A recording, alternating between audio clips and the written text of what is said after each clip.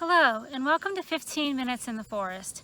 I'm Karen Snape with Virginia Cooperative Extension, and today we're going to talk a little bit about basic tree pruning.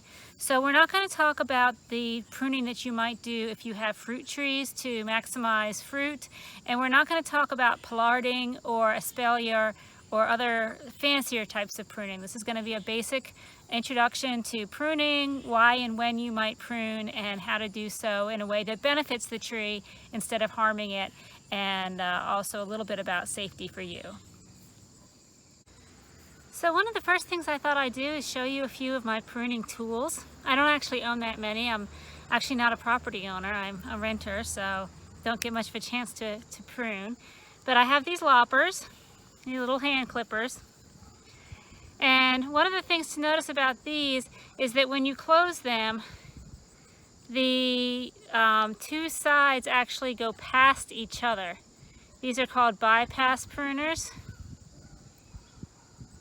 They don't squash against each other. They go past each other. So they don't crush the stem, they cut it. So that's bypass pruners, or something that you want to look for, whether in a small hand pruner like this or in a larger pair of loppers with big arms that help you to cut larger things. I also have this folding pruning saw. The nice thing about a folding pruning saw is that when you fold it up, these teeth aren't exposed, so it's easier to store and transport that way. But you can cut through a lot with a little saw like this. You can get a lot of work done. When using that, I try to remember to wear my leather gloves because there have been times I've forgotten, and I, of course, always end up cutting my hands when I do that. So you probably want a good pair of sturdy gloves, and maybe some eye protection as well, because there could be, they're going to be working in twigs and sawdust and things like that. You may also have a larger saw or maybe even a chainsaw.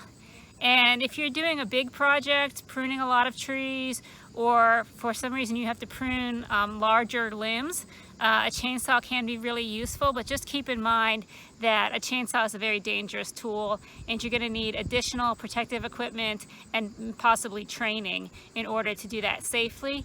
And it's also not necessary for smaller jobs where it might actually encourage you to remove a little bit too much material. It makes it a little bit easy, a little bit too easy sometimes to do excessive pruning with that chainsaw. So just keep that in mind if you have a chainsaw and that's one of your options. So I'm doing this pruning video in the fall because the fall is the time of year that I always got the most questions about tree pruning. Many people believe that the fall is the best time to prune trees. From the tree's perspective, time of year doesn't really matter that much. Fall is a great time to get out, do yard work, get things done before winter. It works really well for humans to prune in the fall, but from the tree's perspective, it really matters very little. So what are some reasons why you might prune a tree? You might prune a tree to reduce its size, do a crown reduction because the tree has grown too large for the space it's in. This is tricky to do well and often results in mistakes.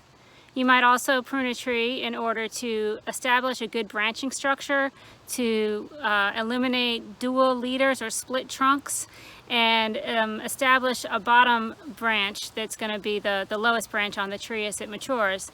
You might also prune a tree because it has damaged or diseased areas, maybe branches that have broken off, leaving ragged stubs, that you want to do a crown cleaning to repair and maintain the health of the tree.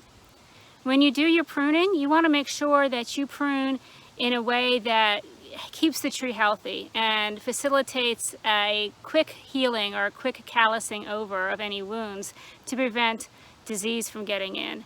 You don't want to leave stubs, but you also don't want to cut into the trunk of the tree and create a larger flesh wound. Okay, now, so let's take a little tour around Radford and see some examples of good pruning, bad pruning, why you might want to prune, and how you ought to prune or not prune. Here's a tree that has had the crown raised. That is to say that the lower branches have been pruned off. You can see by the area where there's no grass that this tree took up a lot of space that the homeowner now has access to. The homeowner also has a much clearer view to her front door. So this can be a technique for crime prevention as well, in reducing that area that is human height, or crouching human height. So here's a large tree that has a double leader. You can see that it's split into 2 trunks instead of 1. And those 2 leaders are going to move independently in the wind, putting stress on that point where they join. That V-shaped junction is a weaker type of a junction, and when those 2 sides of the tree move independently in the wind, it could cause the tree to split down the middle, or one side to split off and break off. So this is something you would have wanted to correct if possible when the tree was younger and smaller, but which you might still be able to influence by reducing one side and favoring the other.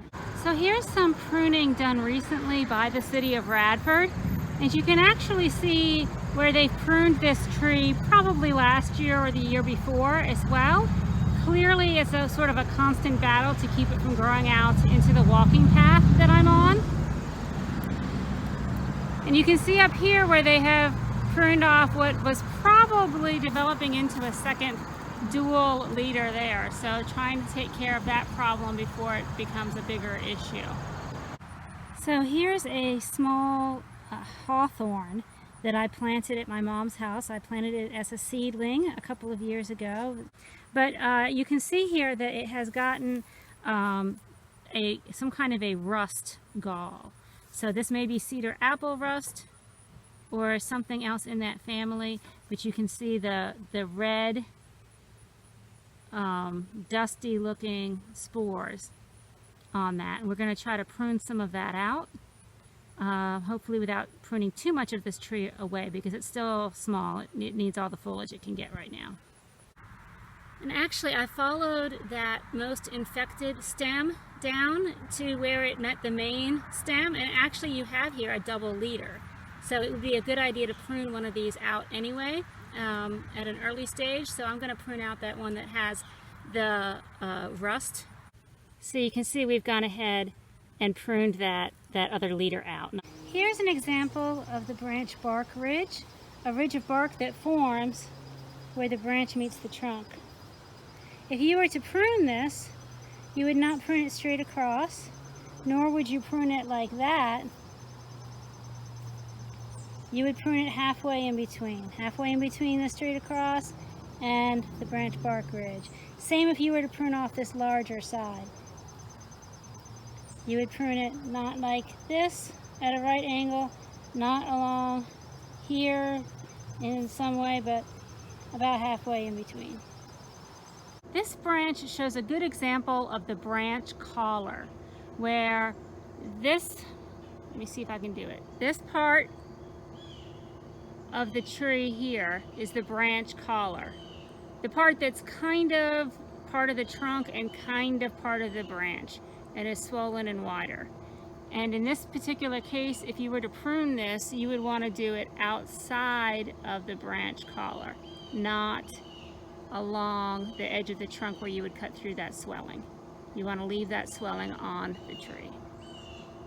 And you can see here that whoever pruned this tree left stubs, and that is not a recommended practice. All of those wounds are places where an infection, fungal, could get in, and the tree's defensive chemicals and defensive system is much stronger right where that branch meets the trunk, not out at the ends of these stubs. So this is not a good practice. You can see that at some point earlier the tree was pruned properly, who pruned appropriately. They didn't nick the bark of the trunk, but they cut those branches off right at the trunk. Here's an example of where a small stub was left. I wouldn't have thought this stub was big enough to do this, but it's actually sprouted several sprouts coming up off of this stub. This is the same thing that happens when you head or top a tree. When you top a tree and you leave stubs, those stubs shoot back out more branches. These branches tend to be weakly attached, crowded together, and also rot can set in. I think if we look closely, we can see where there is indeed some orange fungal growth there on that branch stub. And so all of these are signs that this is a weak spot in the tree. And as these sprouts grow bigger and get heavier and the rot grows in further, this can become a problem. Here it's going to be a very small problem just on the side of the tree, but if you were to do this to the entire top of your tree, to all of the limbs, you would have potentially a very big problem, which is why we do not top trees anymore. And here's an example of a large tree that has been topped. You can see that those branches and limbs have just been cut off, regardless of the fact that they left large wounds. And there was no branch where they were cut off to take over as the leader for that branch. And so they sprouted up many sprouts from each spot, which are weakly attached. And so this is not a recommended practice, even though you see it a lot. Okay, so here's a branch which has broken off at some point in the past. You can see it's got a really rough edge there and a long tear here where the inside of the tree is exposed. Now you could prune this branch all the way back to where it joins the tree. That would be one option. But another option is to take it off where it meets a side branch that's large enough to kind of take over that role. This one here is probably a little bit small. You want it to be at least 1/3 of the diameter, but it'll do, I think. The other option would be this one over here, which is bigger, but doesn't really get off everything that we're trying to get off. So here's a tree that shows why we're going to be careful when pruning large branches and limbs. This wasn't done by a person. This came down in I guess a windstorm that we had the other night. You can see it's a really big limb, but all the weight of that limb caused it to tear when it came off. And so there's a long tear in this tree that if you were pruning it, you would want to avoid that. And as you cut through, all of that weight is going to pull that branch down, and it can result in a tear very much like this one if you don't follow steps to prevent that from happening. That's a big wound with a lot of potential for infection and a much longer healing or callousing over time period. So when you have a large branch like this one with a lot of weight, it's best to use a 3-cut method in order to remove this branch. If you just came up here and said, all right, this is where I want to cut, this is where you want your final cut to go. If you just came up here and started cutting here, when all the weight is on those few little fibers down there and that little bit of bark down there, it'll tear down here. So you use a 3-cut method to prevent that. First, you're going to cut a little ways up here, away from the stem, and you're going to cut up. And you don't have to cut up very far, just to break through those fibers there that would tear when you, if you were to cut it from the top down. And then you can go ahead a little further out and cut from the top down to remove all of the weight of that branch. Then you just have this little stub here, and you can cut, and when you're cutting out here, if it peels back, it's only going to peel back to where you cut that little bit out, and it's going to stop there. It's not going to peel all the way down the trunk. And you don't care if you damage this little bit because you're going to cut it off anyway. That's your 3rd cut. You come in here and do it right where you want it. Do that 3rd cut and get the stub removed. So that's the 3-step method that you're going to want to use. So I was hoping to demonstrate that for you. I even brought my saw, but I am in a public park and it's not my tree. So hopefully the description is good enough for you. You don't need the demonstration. Hopefully the rest of this video has been interesting. If it has been, don't forget to hit the like or the subscribe, or join us back here next week. Next week, Bill Worrell will be talking about the spruce fir forest of Southwest Virginia. It's not something I know much about, having lived in the coastal plain until just over a year ago, so I'm looking forward to seeing it, and I hope you'll join us too.